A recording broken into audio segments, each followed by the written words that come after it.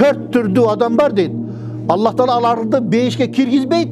Beyiştin baylığın, cıralçılığın körsetbeydi dağın dedi. 4 türlü adam deydi. Oşolardan birisi bol araka berip ketken adam deydi. Öte araktı köşüp ketkenler var go. Bardığını sen unuttum. Ankeni bu aram bolsa da bilip duruşuyor. İkincisi sütkorduk. Üçüncüsü jetimdin akısın jegendik. Alemi dördüncüsü atenege ak bolu deydi. Bul dağın beşke kirbeydi, bürok tövbe keltirgen bolsa Allah keretti. Bürok bilesiniz, biz aşağı akide sağından dele ötüle jiröbüz. Allah Taala Kur'an-ı Kerim'de aytat: "Lellezine ahsanul husna ve ziyade."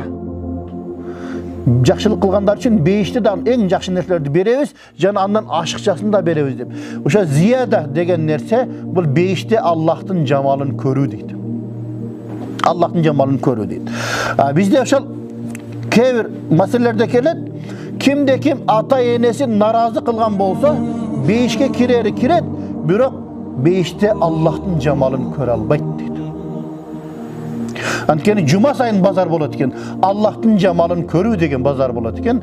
Элдин баары жыргап, ошол жерге барып Аллахтын жамалын көрүп, рахатка батат экен. Ата-энесин наразы кылган адам дейт, ал жерде рахатка бата албайт дейт. Аллахтын жамалын көрө албайт. Себеби пайгамбардын хадисинде келет. Аллахтын ыраазылыгы ата-эненин ыраазылыгында.